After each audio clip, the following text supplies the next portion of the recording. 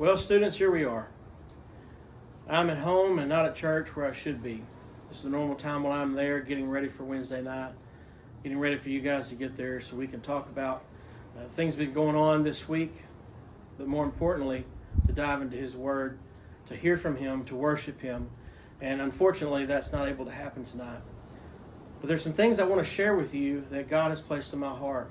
I want to stay in touch with you as much as I can through this brief period of time that we're not able to have church.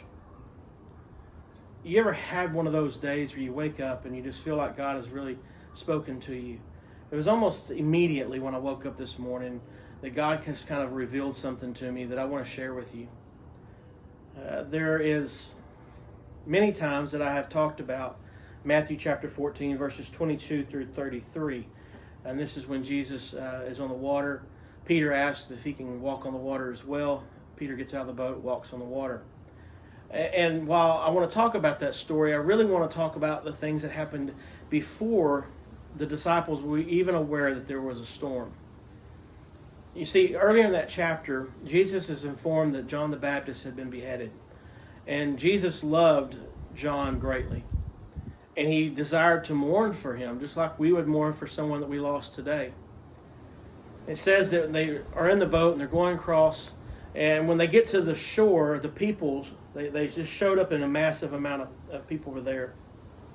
And it says that, Jesus had compassion for them and he fed them. This was the feeding of the 5,000. He kind of set his own feelings aside and he took care of what needed to be taken care of.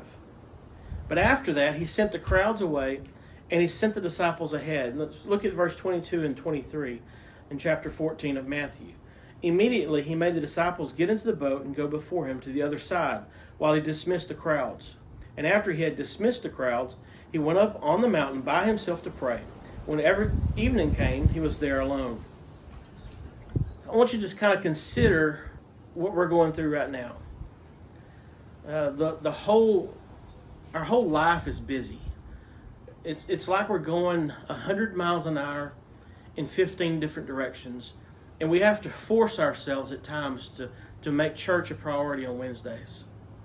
I understand that. I understand that life gets busy. But we need to take time in our lives to slow down and to seek God. That's what Jesus was doing here. He had the horrible news of John. He gets there. There's thousands of people that want to see him and that he has compassion for and he helps. But then he just needs time to spend with the Father. And he sends the crowds away. He sends the disciples on ahead. And he goes up to the mountain to pray and to spend time with the Father. If I look around us today and see all of what's going on with the coronavirus and how we are all being isolated and asked to stay at home and only go out whenever we have to for certain things, what if we allow our isolation to be the mountain that we climbed up to spend time with the Father? Imagine if we as individuals were to seek God during this time.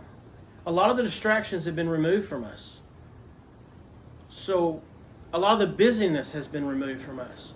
So let's take this opportunity as individuals and as a youth group to spend time with the Father, asking Him to prepare us for what's to come after this virus.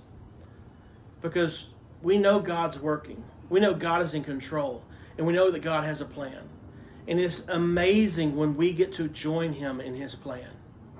I'm asking us, I'm asking myself to spend more time with God than we normally do. Because He's working. And I want you to imagine when everything comes back and goes back to normal, and the church is able to be meeting and gathering together, but more importantly than gathering together, able to be out in the world as normal. Imagine the church if we have been seeking God through all of this time of isolation, getting prepared for what He has next.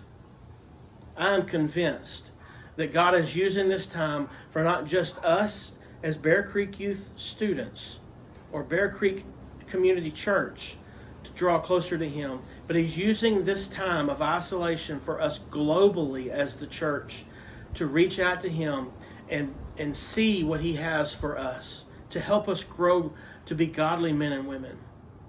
so that whenever this storm is over with, that we can impact the world for God's glory and for His kingdom. So join me in praying for God to reveal to us as a youth group how our part is played in that. How do we get to join God in what He's going to do after the virus? I miss you guys. I really wish that we could spend some time together tonight, but sadly we cannot do that. Please know that I'm praying for you and that I'm a text, a phone call, a social media post away. I'm looking forward to when we can meet again, but until then, I will be sending some videos out to stay connected with you guys. Again, I'm praying for you, and I'm here for you.